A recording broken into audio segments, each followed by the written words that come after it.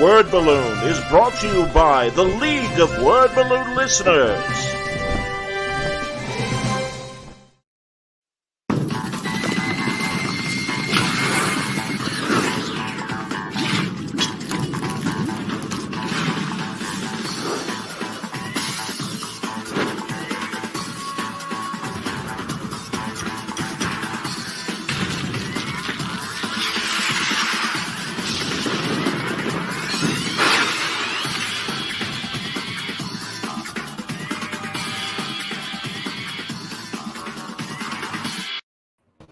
Hey everybody, welcome back. It's Word Balloon, the comic book conversation show. John Suntress here, and I am happy to welcome Chuck Austen back to Word Balloon. Chuck, you were on 14 years ago. Wow, really? Yeah, Holy for real, God. Absolutely. Yeah, and we had a great conversation, and actually, you might have been on twice. I'd have to go back and check the archive to make sure. But yeah, it's great to have you back, and I'm glad you're back in comics, man. Welcome back. Thank you. Thanks for having me. It's great. It's been sort of a surprise and a pleasure to be back. You're working on you're doing a Comixology original, and it's called Edgeworld, and it's a really cool sci-fi idea. It's you and Pat Olliffe, among others, and it's terrific. How did this come about? Well, Pat and I had been talking for years about wanting to do something together, but the opportunity never came up. And, we'd been friends since a project that we worked on at Marvel called The Call that nobody's ever heard of. I know that because I heard about the sale. Oh, you did? You're the only guy. And it's, boy, I tell you, that it'd be interesting if they put it back out. Am I right? It's about first responders during 9/11, right? It was first responders during 9/11, yeah. And then they wind up getting superpowers, which, that's what Marvel does. So, yeah. But yeah, the initial books sold incredibly well, and then when Pat and I got a regular series, I think it lasted 6 issues maybe, and they knew it wasn't selling well right out of the gate, so they had us wrap it up, and we actually got to write a nice kind of satisfying conclusion to it. And we loved working together, so we talked about it many times. I mean, Pat is just a fantastic artist and an amazing storyteller, and we had tried. We put together a couple of pitches and pitched them around. Nobody bought. Nobody was interested. And then, I guess 15, 17 years have gone by, and he and I had stayed friends, although we haven't actually been in the same place very often. But we talk occasionally, share stories about our kids and what they're going through, and how their lives are growing and changing. And then I think it was about 2 years ago now, he gave me a call and he said, "Look, man, I'm getting older. I want to do a creator-owned project. Let's do something of our own." And we had this project that we had done called I Am Vengeance, which was a fun little idea that we had come up with to try to sell. I'd written a couple scripts. He'd done a bunch of artwork for it. So we started retooling that and looking to take it around, but nobody was interested. And he said, "Well, how about if we just do something of our own? What do you think would be good?" And I said, "I don't know, maybe this isn't the right time for this particular project." I said, "I got this weird idea of this kind of a space Western thing and emphasis more on the space and less on the Western." And he's an old Star Trek fan and Star Wars fan. And as soon as I told him there was aliens in it, he was on board. Great. So yeah, we just started batting the ideas back and forth. And before I knew it, we were just feeding off of each other. He kept sending me sketches and drawings. And I actually started writing scripts to sort of figure out where we were with it and what kind of stories I'd like to tell. And I would send them to him and he would read them and get even more excited. And then he did the cover, actually, he did as a fun piece, just something to do in his spare time to sort of get us into it. And as soon as I saw the image, I thought, oh man, there's all these great characters in here. We have to come up with something even deeper. So we did. We just kept going, and then we had no idea where we were going to sell it or who was going to be interested in. We asked a couple of people, nobody was really interested. So I thought, you know what, we could probably do this on our own and maybe just distribute it digitally, because I'd gone the print independent market years ago, and that was really, really difficult to maintain. So I thought at the very least we can do the digital thing and it doesn't cost us any upfront printing money. Sure. So I've been friends with Chip Mosier for a number of years, and I went to him, and he'd been saying for a while, you should get your stuff together. You should distribute it through, Comixology. We'll put it together for you. And I thought, okay. So I said, how do I go about that? And he kind of went, we're getting ready to publish. So he said, why don't you submit it and put it through the channels? And we did, and they loved it. And they assigned us an editor, a woman named Biz Stringer Horn, who is just fantastic. And it just sort of skyrocketed from there. But by then, he had done a whole bunch of sketches, and I had already written about 6 or 7 scripts. And they're not the same final version of what we wound up using to publish, but they gave us a great starting place. So I was able to send them to Biz, and she read them through, fell in love with the concept and the universe and all of the directions and the story possibilities that we had. And she started kind of focusing us in on certain things and really, really centering on the science fiction side of it. And before I knew it, she had helped us to develop it into essentially what you're seeing now. The final decision that we had to make was which order to put those scripts in. And we figured that these were actually, I think, the 4th and 5th or 5th and 6th scripts that I had written the first of 2 issues. Oh, wow. But it did a better job, everybody felt, of sort of setting up the world and the past, the present, and everything in between, and in the future as well. So we decided to go with these. And then the 3rd issue is technically the very first script that I wrote. And then Pat is actually getting started on the 5th issue now, and so it's just flying, and we're having a blast. Honestly, it's just been an absolutely great time. Is it a plan to do 5 issues, trade it, and then continue, and see how I mean, what is the initial plan? The initial plan is that we have essentially Amazon is helping us with the first 5, and whatever happens, Pat and I are going to continue on with the next 5. Hopefully it sells well enough that Amazon wants to stay involved in it as well. But the first 5 are obviously sort of the testing ground to see how well it does. Yeah. So far the response has been much more positive, I think, than any of us expected, and we're pretty excited about the possibilities. Yeah. Looks great. Honestly, I think it's a great first read. You mentioned the influences of Star Trek and Star Wars. Kind of a Mos Eisley feel in terms of this planet. Give people the 10-cent pitch on what Edgeworld is about.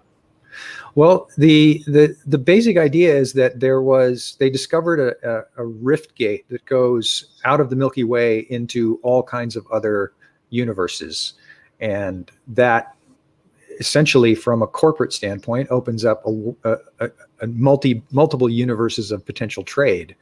So the Earth Corporation, the Earth conglomerate, wants the rift gate, and so they and as do a whole bunch of other people. So Earth comes into this tiny planet, and this is all backstory. This actually isn't part of the main story. So Earth comes into this tiny planet to protect it from the people who are trying to take the rift gate. And but in the course of protecting it, they essentially destroy the poor little place. And so what's left over is a thinned out population and a kind of a decimated world of what once was a kind of a garden planet, and in a lot of ways a paradise.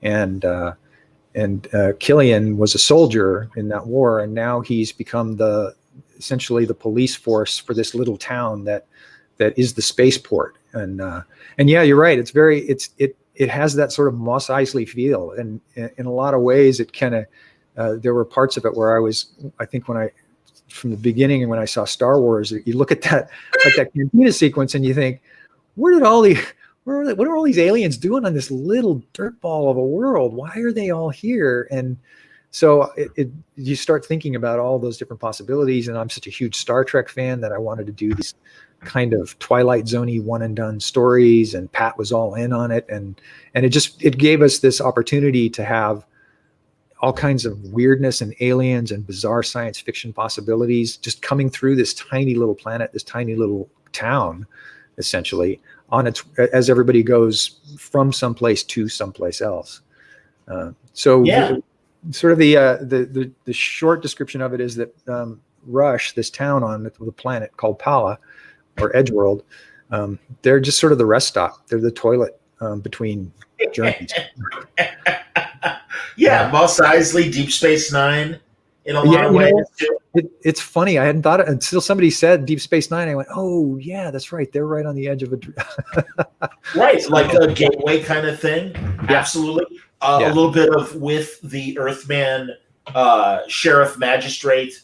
It also kind of feels a little Farscapey in a good way, where it's kind of guy kind of just in the midst of all these different aliens and stuff. And it's a little. I don't even know what the rating would be, because there is sex in there, but it's like not overt sex. It's not nudity, but it's kind of a PG-13 or an R.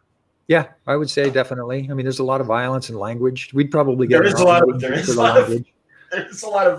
violence. That's true.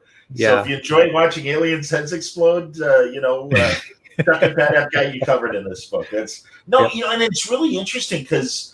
They're from Vault Comics. There's Money Shot right now from Tim Seeley and Sarah Beatty, and I'm blanking right now on the artist. And that's really a hard R. And I'm kind of glad. I mean, there's always been heavy metal and stuff like that, but I think that's great. And also, Chuck, certainly, what was your creator-owned series that was kind of like an R-rated JLA? Oh, your World Watch. Yeah. Sure. That was definitely pushing the envelope as far as sex and relationships and stuff go. Yeah. And am I right? Didn't you back in the day? Did you do Penthouse Comics too? I helped some friends who were doing Penthouse Comics. I don't know if I did any of my own Penthouse. Okay. Because I know they had the Tower, the Thunder Agents for a while at Penthouse Comics. Oh, did they? Yeah. Oh wow! So, and also, like a lot of the stuff they did in Penthouse, it was a specific magazine for people who don't know. And I'm not saying within a regular issue of Penthouse magazine, they had like R-rated comics, and it was very heavy metal. Kind of when heavy metal would go R. Yeah, along those lines and stuff like that. But yeah, so World Watch. That's right. I remember that comic and stuff. Your pre-Marvel work, basically. That was, I think, actually during Marvel. I think I was writing X-Men simultaneously with that. Okay. Yeah. How did you hook up with Marvel back in the day? I was actually on hiatus from storyboarding on a show called King of the Hill. I was there. I think it was the 3rd or 4th season, and they put us on hiatus for an extended period of time, which, if anybody who works in LA knows, that means essentially you're unemployed. So, so I put together a sample, actually the first 8 pages of War Machine and US War Machine. And I sent those to Joe Quesada, and it just kind of took off from there. He had just come in as editor-in-chief, and I sent it in, and it was a cliffhanger at the end. And I said, if you want to see the rest of it, let me know. And I guess he wanted to see the rest of it, so he let me know. That's great, man. So that was your audition for Marvel, was coming up with this War Machine thing, black and white, and real interesting time in Marvel, because this is, as you say, when Quesada took over as editor-in-chief. Jemis was the publisher. Yeah. So Quesada's coming off of doing all the Marvel Knight stuff, and now he's in charge of the whole line.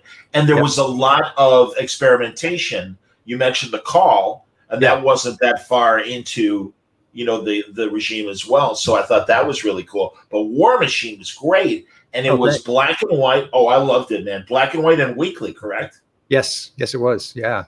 That was the thing that sort of was unexpected, is I pitched it as a weekly series, and they didn't believe that we could actually do it. But, I had an unemployed animation studio was helping me out with that. Wow. Who did amazing work. And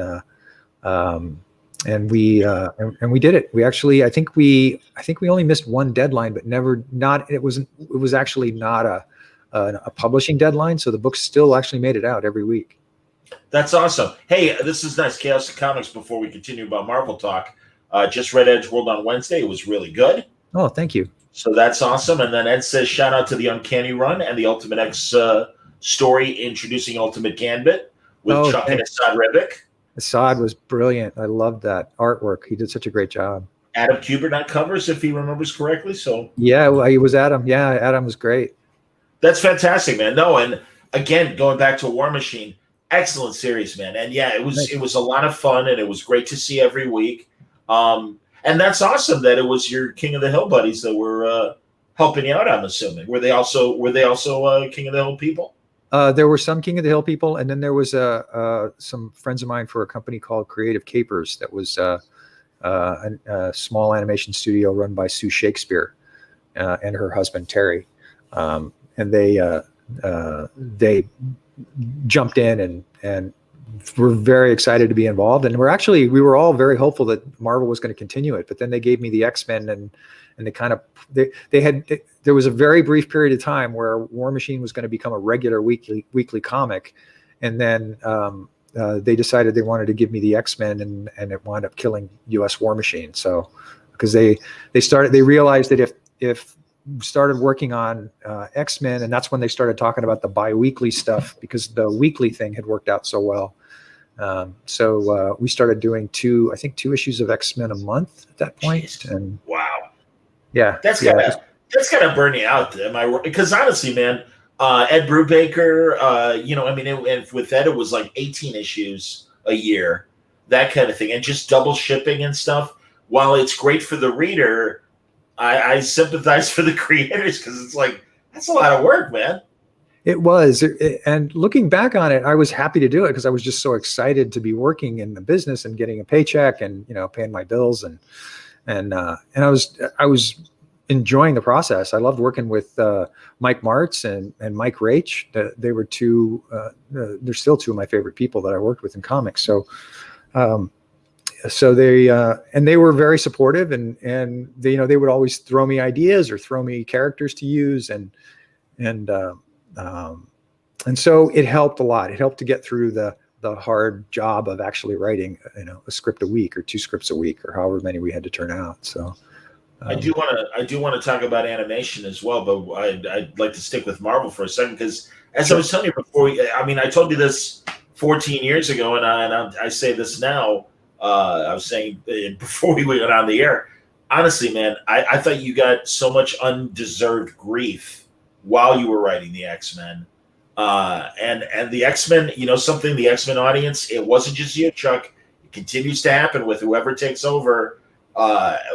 People, there are critics that even, normally, like when they're writers are writing other books, everyone's fine with them. But as soon as they get on the X-Men, man, there's a very specific audience that wants their books a very specific way, it seems. Yeah. So, and that was the very early days of internet. And so the sort of the piling on thing happened. I guess I was sort of the first test subject. There were times, don't get me wrong, there were times when it really bothered me. It really bothered my wife at the time.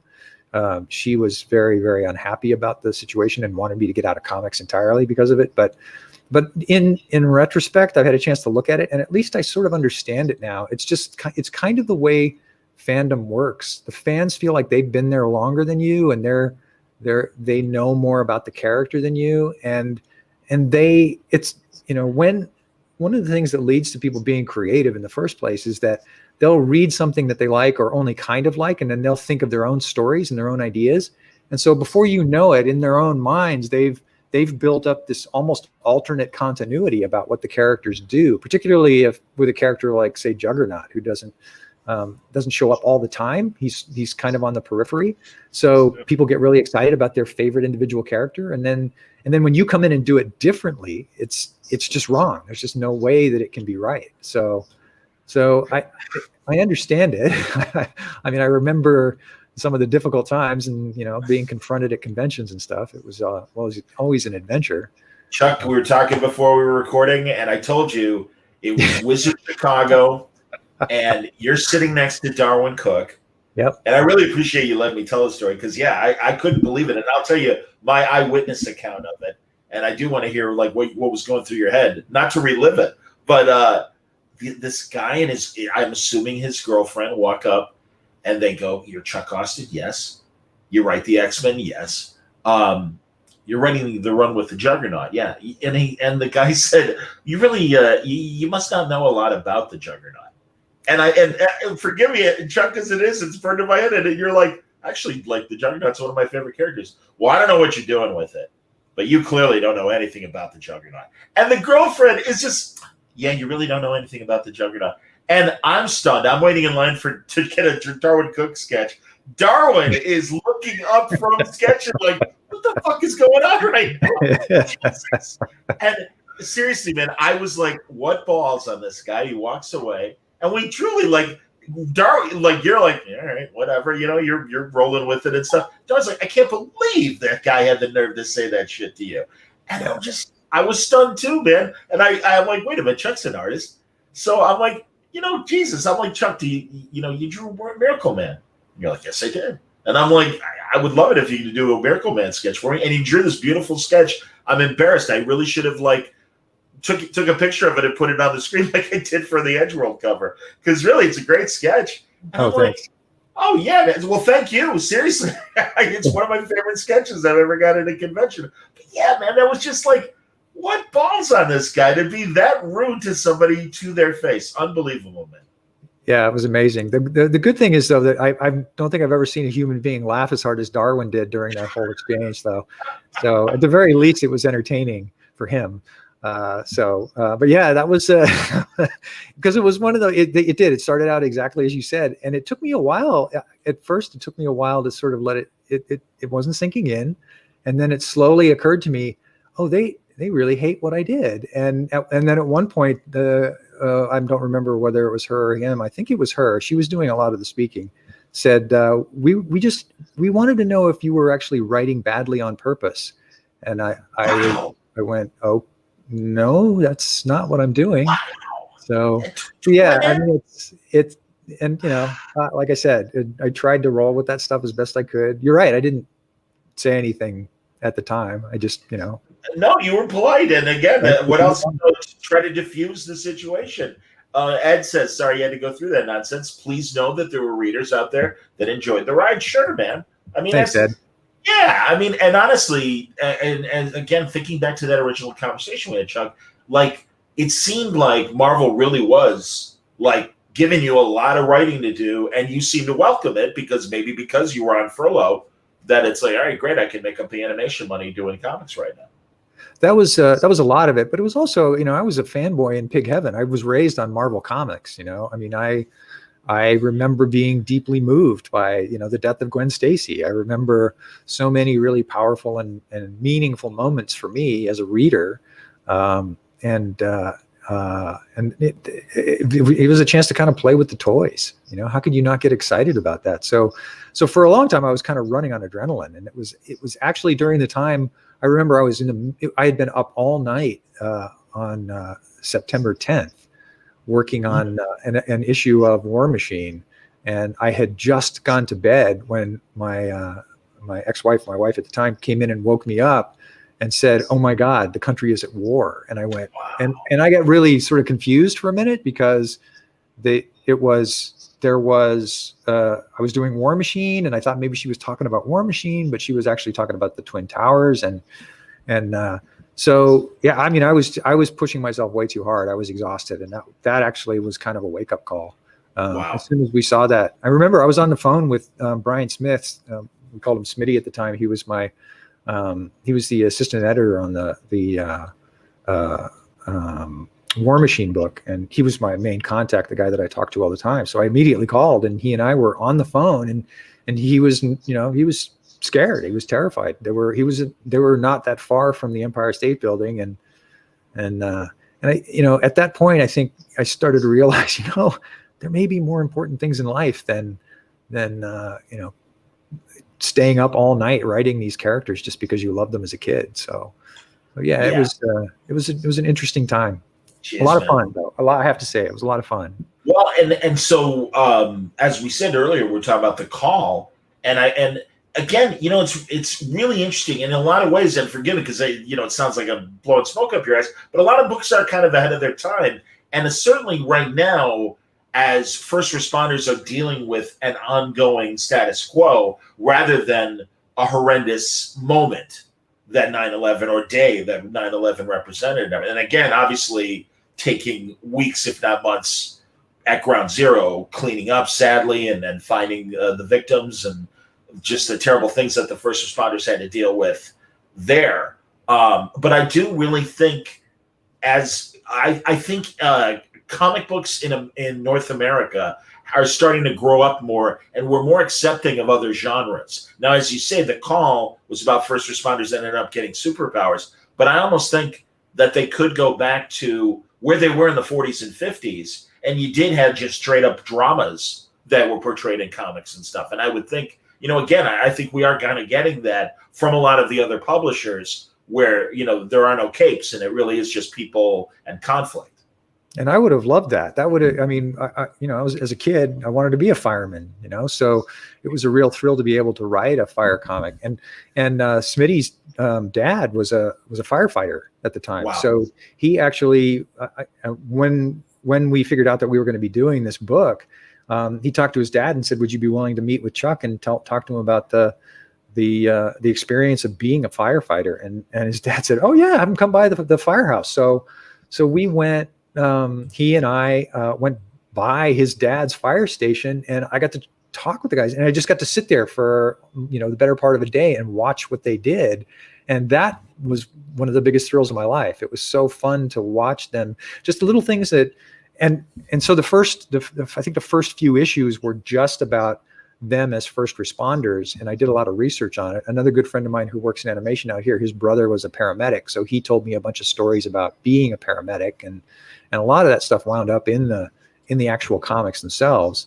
And Dave Gutierrez, give a little shout out to Chuck from Facebook. I do that for the audio audience as well as the video audience, Chuck. Oh, okay, great. So I'll call it out if we have to. I know David. So, cool.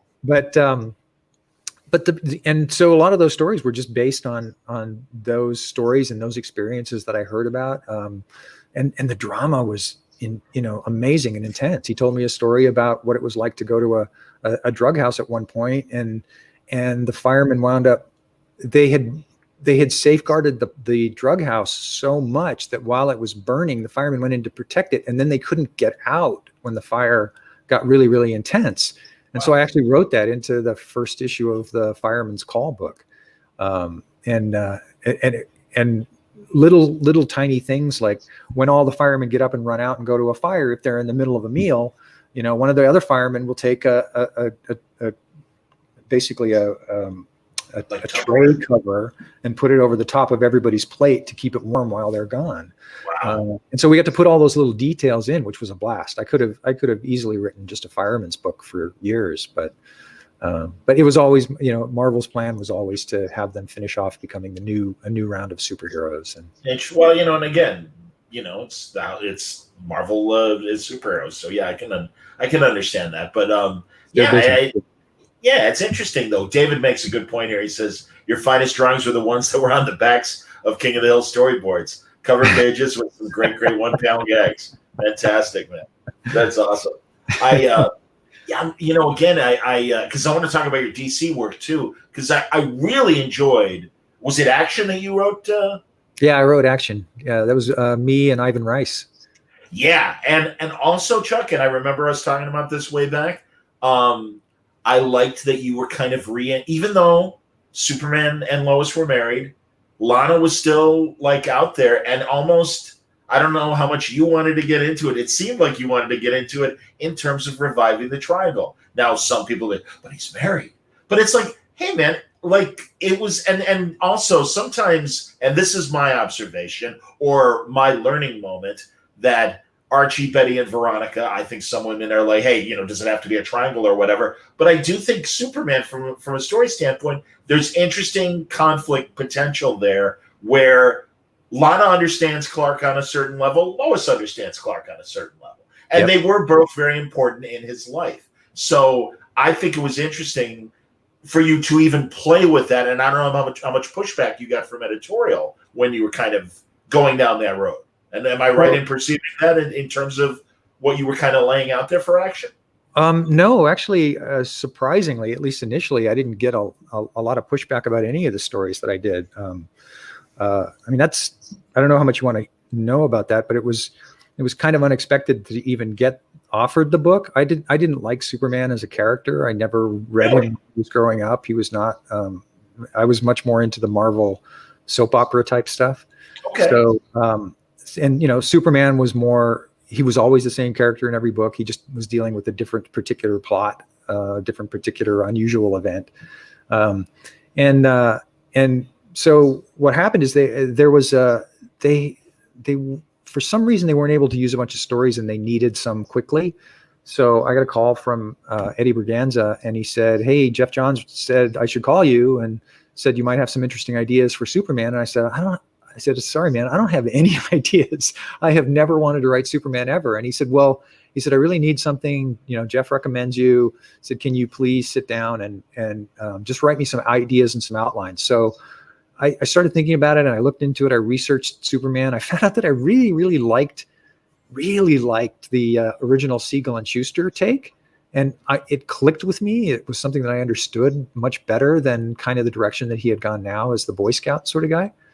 So I told Eddie, I said, "Look, if I'm going to do it, this is kind of how I'd like to approach it." And I said, and so I wrote down I think 3 really quick outlines, and he bought all 3. He said, I really love these. These are really, he said, not only are these interesting and not only going to help me get scripts in when I need them.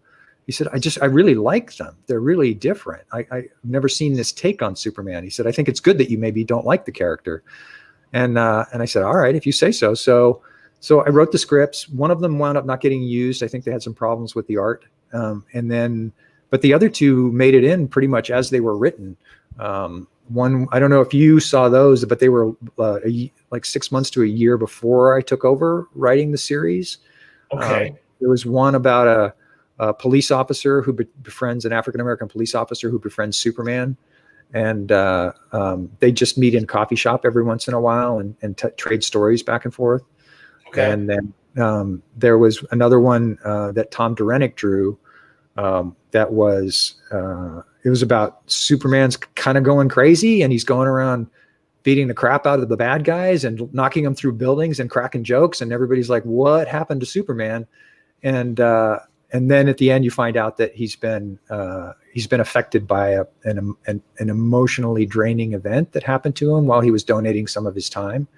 I don't want to spoil it for anybody who wants to read it, but I seem to remember that and it involved him visiting with a kid, as I recall. Yep. Okay. Yeah. Great story, Chuck. Seriously. Yeah. Thanks. That's a great emotional story. I completely agree. And that's the thing, man. Your Superman was not always in control. Right. And that's a really, really good story, man. I'll tell you that. I'm glad you brought that up. Yeah. I absolutely remember that. That's amazing. Thanks. Yeah. Tom was really happy with that. It was he always said, "This is one of those stories I can give my family and they'll understand it," so. Wow. Yeah. Interesting. Now, Ed brings up JLA run, Pain of the Gods. Great concept. Oh, yeah. That project about Soup's actions causing a death seems like an editorial hurdle, possibly. I think ordinarily it might have been, but that idea actually was spurred on by Mike Carlin.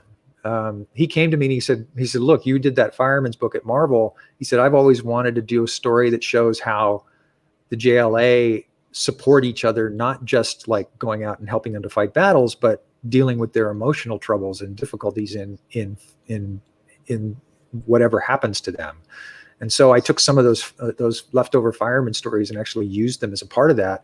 And one of them was, this guy who he sort of trusted that somebody was able to take care of himself while he rescued someone else, but then he doesn't get back in time to save the other guy, and the other guy winds up dead. And that has consequences that winds up actually turning out to be the arc of the story. But it was actually Mike Carlin that came to me with that. So I have to give him credit where credit is due.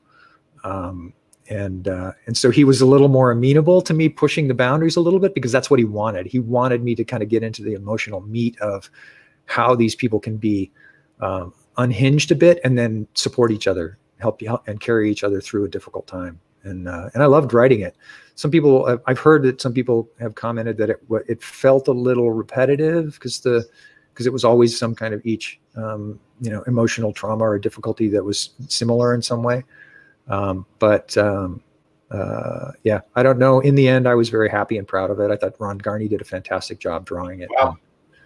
Yeah, I was so thanks, Ed, for bringing that up. I was really happy with it. No, that's cool, man. And truly, again, here's a couple more interesting comments. Brandon, good to see you back. Very cool. Thank you. And Matthew says, no, I'm not sure how long I can hang around, but I didn't mind Chuck's X-Men. I know he got a lot of hate. That's high praise. I didn't mind it as high praise.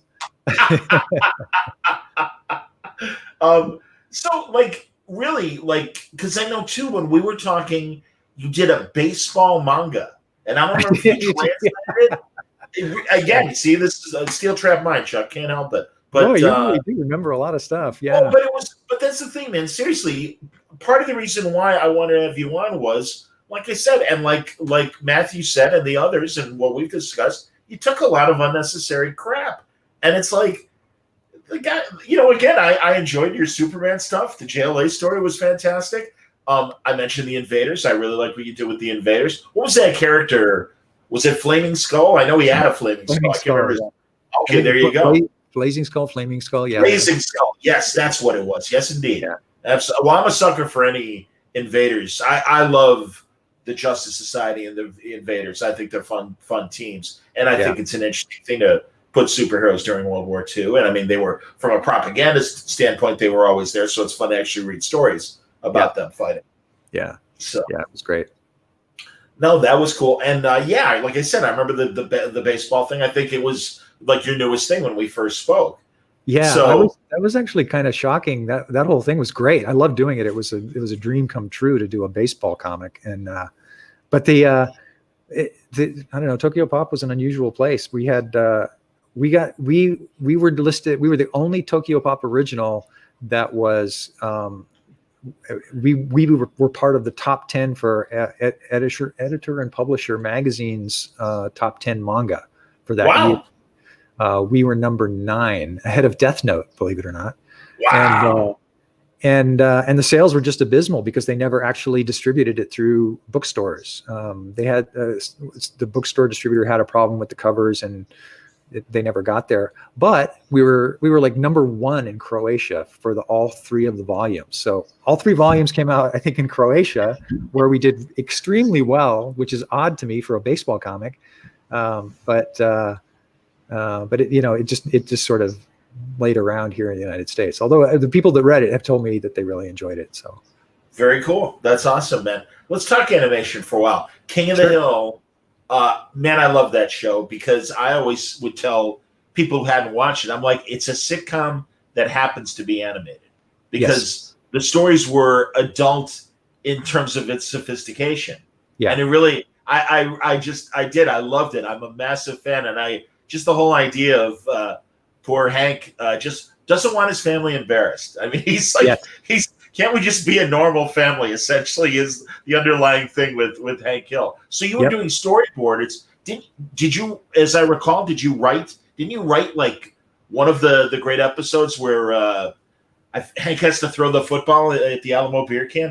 No. Oh, that's one of my favorites. I was the director. I was the animation director on that. Oh wow! Well, there you go, man. Yeah, that's awesome.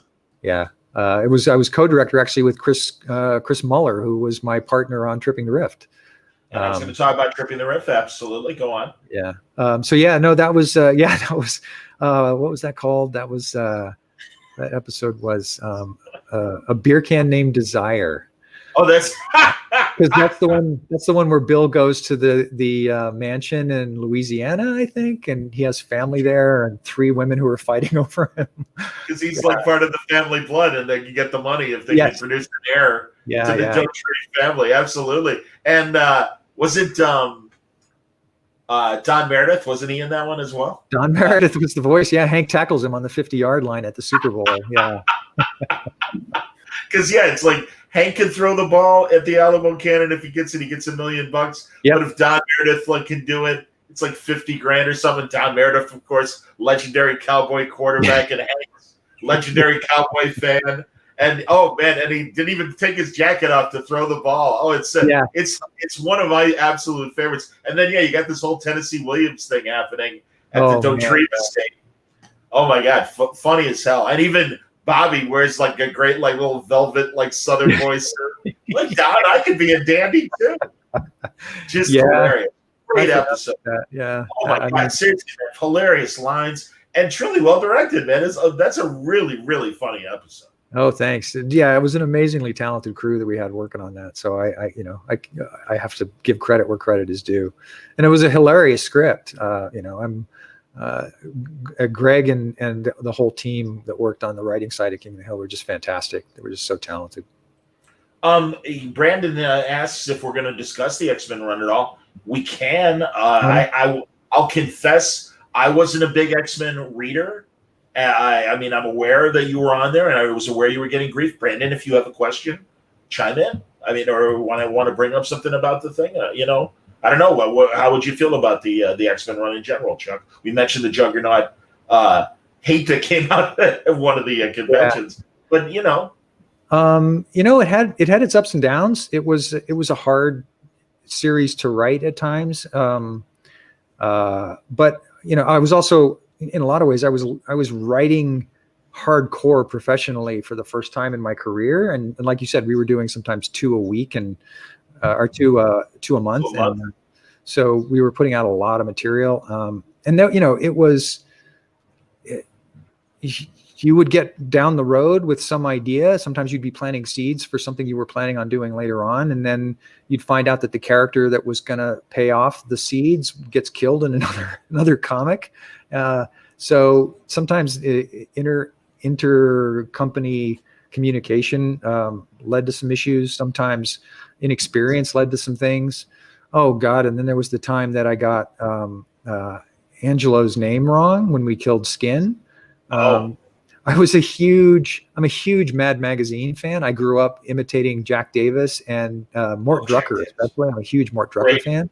Great artist, absolutely, man. But Angelo Torres is one of my all-time favorites as well. And so I accidentally called Angelo Torres, and that's not his name. And it got past all the editors and everybody, and it got out like that. And then a lot of people thought that I was being, bigoted towards Angelo just by killing him off camera and not even bothering to get his name right. So sometimes you just make mistakes and things happen, and they don't play the way that you want them to. But then there were other things that I'm incredibly proud of. I mean, I won a Genesis Award for one of the scripts that I wrote, which is an award for the Humane Society for being, humane to animals. I think it's the only comic that's ever won a Genesis Award. One of my favorites is when we brought North Star onto the team. There's a story called Fall Down, Go Boom that I'll never forget. It was the first time that I got anger. Somebody posted on one of the local websites, "Damn it, you almost made me cry. I don't buy comics to cry." And I thought, oh, okay. I guess it's not something that occurred to me. I tend to always want to write stories that have an emotional punch to them. And I, sometimes X-Men fans aren't really looking for that. They just want that sort of entertainment value. And so there were ups and downs. There were things that I loved about it. There were things that I didn't love about it. There were things that you hope are going to pay off that don't. And some things that I really, really, I'll never forget being able to do. The whole Sammy Juggernaut relationship was something that came out of the fact that I couldn't have Peter Colossus on the team because he was spoken for. And so I told Mike Martz, I said, he said, well, is there some other big guy that you'd like? And I said, can I get Juggernaut? And he had a history that was in some way similar to my own personal history. And so I thought, this would actually be a really fun character to delve into and really have him deal with some of those special issues that he had. And Sammy was created, believe it or not. Everybody used to give me grief because I was going out of continuity with Juggernaut, but there was a series called J2 where Juggernaut actually turns good. He marries a woman lawyer and he has a son, and his son is named J2. And as far as I knew, that was in continuity. So I was leading towards that. I was leading towards having Juggernaut become a good guy and a good father. And Sammy was the bridge for that. Sammy was created right from the beginning to die so that Juggernaut would, really, really feel why he needed to be a different human being, So they developed this sort of unusual, unlikely friendship. Really, Juggernaut is just looking to kind of invade the team so that he can, destroy them from within. But then he finds he's got a home, and he actually is able to tell Xavier, "I can't stand you." And Xavier goes, "Okay, I get it." and they actually have a conversation about it and kind of work through their differences. And so there was a lot of effort put into trying to make that work, and all I seemed to do was make people angry. So it's so I see it as, I loved those stories when I was writing them. I'm still very happy with them. There's one where Juggernaut finds his old home and just trashes it while Sammy watches him, trying to figure out why he's so angry. It's another one of my favorite stories. There are just a bunch of them that I was really proud of. There's one where Angel finds out that his blood can heal, and he goes to a hospital, and he winds up healing a bigot who hates mutants. He heals the child of a bigot who hates mutants. And so those are things that I'm always going to be proud of, whatever people's reaction was to them. That's I guess cool. I have enough self-confidence to know that that what I did was often something that I appreciate. So, Hey man, I was just telling another creator last night, you gotta write the stories that you believe in and stuff. And hey, it's art. I mean, art can be perceived in various ways. Matthew says, I like what you did with Juggernaut, and I loved where he first appears and yells at the X-Men, would you stop attacking me when I call for help? Made me think of his role in Onslaught. That's kind of funny. There you go. And also he asked if there was any creative collaboration or conflict stories when Grant Morrison was writing X-Men at the time as well. Not conflict. He would actually encourage me to sort of push myself a little further and try things that I wouldn't ordinarily try. In fact, I used to get a lot of grief about making Lorna Dane insane, but he actually made her insane in his run. And I just carried through to sort of the logical conclusion of that. Originally, because one of the things that I wanted to do was finally marry her and Havoc off in the series. And then Mike on the phone, he kind of goes, well, Grant's got some ideas for where Lorna's going to wind up. And so we wound up having the wedding and then having it just go completely sideways, which was, for me, it was even a lot more fun to do. And it's not something that I would have done if Grant hadn't had her go crazy and wander into the toxic waste that had become Genosha. So yeah, I won't say that anything that he did upset what I was doing, but he definitely opened me up to trying something different. And then Brandon also asks here, how much of the Zorn stuff was editorially driven? Pardon. Editorially driven. That's a kind of a complicated question, and I don't know how much I want to talk about the details of that. Basically, what had happened is that let me see if I can.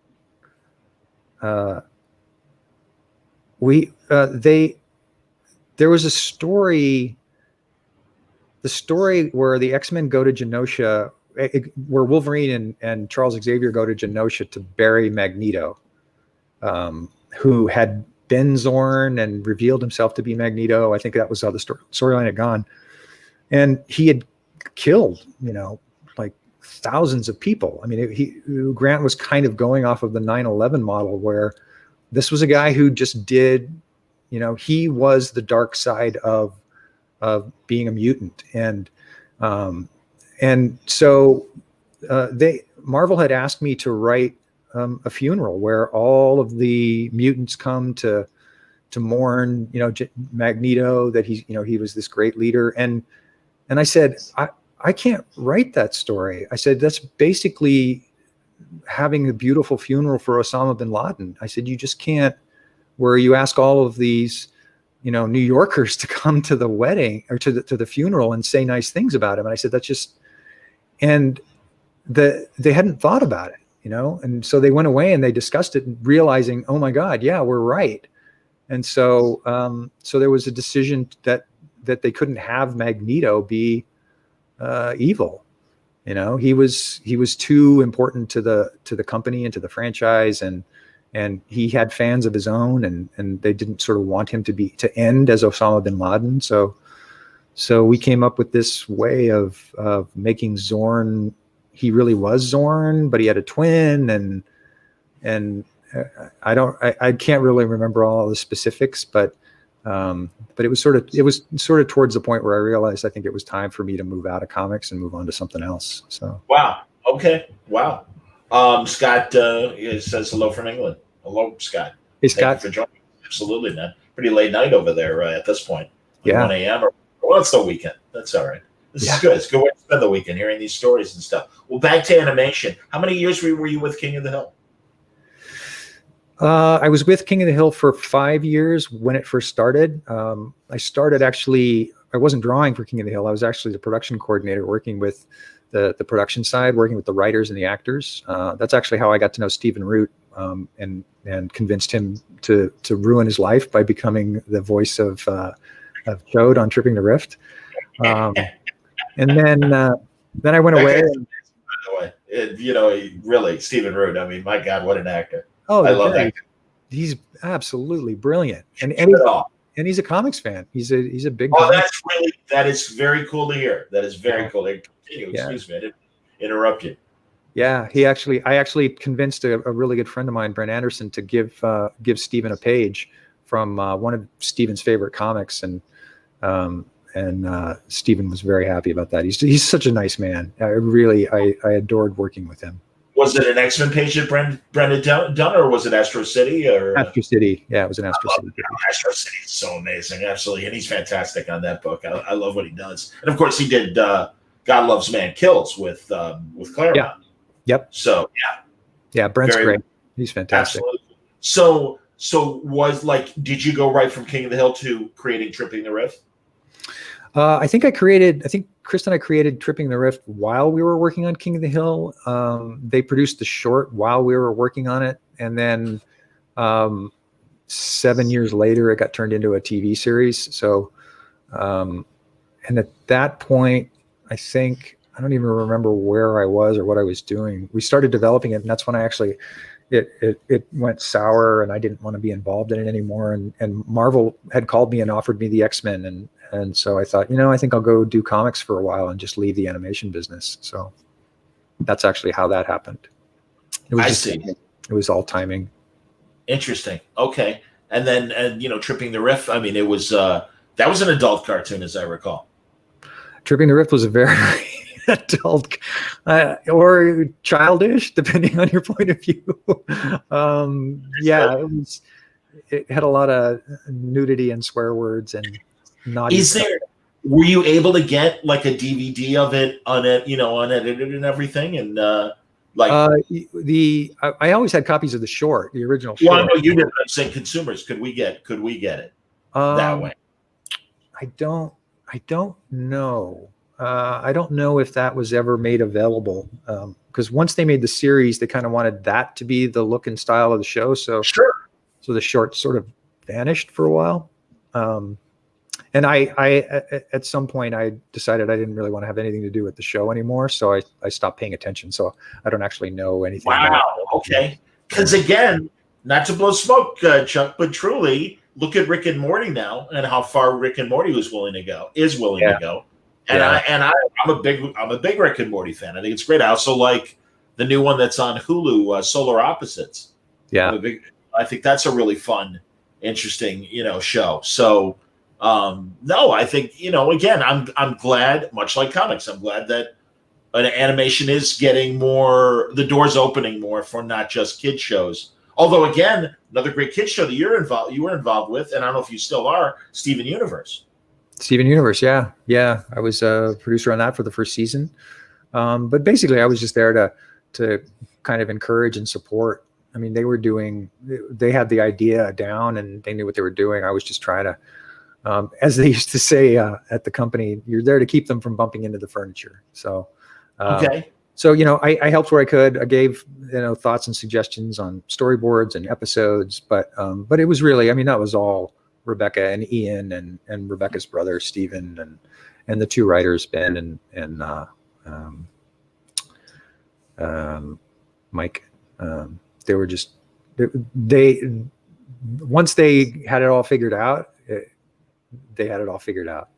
Okay. It's so funny. I'll see Steven Universe t-shirts, and being older and not having watched the series, I'm like, oh, that's cool. That's Starman. And it's like, no, it's Steven Universe. Oh, okay. Because the logo looks the same, red shirt, yellow star. It's like classic Ted Knight Starman. So now here's some good animation questions. Scott asks, how long does it generally take to animate a show like King of the Hill? about an eight month process, start to finish.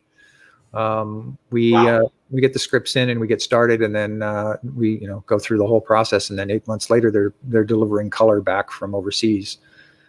So yeah, it's a good long ride. Okay, and then I don't think this is David. It might be another Gutierrez. Did Chuck work on Family Guy? Did you? I did not. I worked on the Cleveland show. Yes. Okay. There you go. Yes, Mike Henry and everything. Boy, and Mike did a great job. And then now we do have this situation where I think audiences are concerned that, like Mike did an excellent job with Cleveland. I don't think he did anything in poor taste regarding Cleveland. I mean, it was definitely an R-rated show in the vein of Family Guy in terms of the humor would get dark every now and then. But I don't think it was anything racially terrible. But again, now we're in a different place, and I know the show isn't on. I wonder if the Cleveland show, but I wonder if that's impacting Mike in terms of him still playing Cleveland on Family Guy. I don't know. I don't know. I haven't spoken to Mike in years. Funny guy. I don't know. But I mean, they were concerned about it at the time. There was a lot of discussion. Yeah. I mean, they wanted to be racially sensitive. They had long conversations about it internally. I think they made every effort to try to understand it. But you're right. It was a different time. I don't think that would happen now at all. So no, I hear you. And I'm happy for Mike that he's on American Dad, and it's hilarious as Roger, obviously. A very funny alien. Yeah. I mean, great character and stuff. So yeah, I mean, that's same with Hank Azaria, man. No, I absolutely respect that social mores change, and it's like these are really still fine comedians that give great performances and stuff. So it is what it is. What can we do? Let's see, is there any other animation questions about anything? I'm not seeing him, so that's cool. Where are you with it? Like, I mean, is the door open for you, and are you interested in pursuing animation moving forward, or what's your feelings right now? Are you're talking about Edgeworld, or are you just talking about in general? Because I work in animation now. Okay, so this is where I was confused. So is Edgeworld tied to a property, and forgive me if you're working on something else animation wise? Tell me what you're doing right now. Yeah, no, I actually can't talk about what I'm working on, but I'm working. I work for Dreamworks, and I've been a producer there for 5 years on various different shows like She-Ra and the Princesses of Power, Rocky and Bullwinkle, awesome, Dawn of the Croods. I've worked on a bunch of various. I helped Rad Seacrest a little bit at the beginning of Kipo, but that was I can't take any credit for that. That was all Rad. I mean, it was his idea, top to bottom, and. So I work full time in the business. I just can't talk about the show that I'm on now. Totally cool. No. And let's talk about some of the ones you just rattled off. So was Dawn of the Croods like a prequel to the film, The Croods? It was actually, and I don't know how many people saw it, but the original plan was I think Brendan Hay, who came up with the whole concept from top to bottom, and is just a brilliant guy, really one of my favorite people on the planet. He came up with the idea that it would come before, and that the series would end with everyone dying, because at the beginning of the first movie, they're living in this tiny cave. They never go out because some tragedy happened that killed everybody that they knew. So he thought, oh, this will be really fun, like a dark comedy, and then we'll kill everybody comedically at the end of the series. But I guess the good news or the bad news is that they wound up liking all the characters so much that they wouldn't let us kill them at the end. So the series just ended. I understand. Rocky and Bullwinkle. I mean, I grew up with the original, of course. One of the great subversive comedies. So, and I understand. You tell me, because I'll admit I didn't watch it. How sanitized did it have to be for this new audience, or could it still be fun and subversive? Oh, it was very fun and subversive. I mean, Scott Fellows, the sort of the brain behind the whole operation, he was funny and subversive. I mean, I don't think we didn't go as sort of subtly political as they often did in the original Bullwinkle. That we weren't playing off of the Cold War or any of that stuff, but his ideas were weird and bizarre and hilarious, and we we had an absolutely wonderful time working on it, and the Ward family was very happy with the way things turned out. It actually, it's another one of those things that won a few awards. It never did terrifically well for Amazon, but it was very well received by certain people. I know it has a lot of people who it's a very similar thing. It's that whole kind of fandom thing, is that so many people love the original that they hated on the new one without even watching it. So, there's always that kind of hurdle to get over. But on the whole, I know a lot of kids that really enjoyed it. I know a lot of adults that really enjoyed it. So was June Foray, had she passed by then, or was she still Rocky? No, we actually had I can't remember her name. I feel awful because she was so wonderful.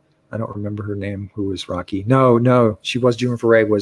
I think she was still alive at that point, but probably in her 90s or whatever at that point. In her 90s, yeah. I don't think she was working that much, and very different voice. So yeah, no, we had two different guys. We had Brad Norman is the voice of Bullwinkle. He was, oh my God, I love Brad. He's so fantastic.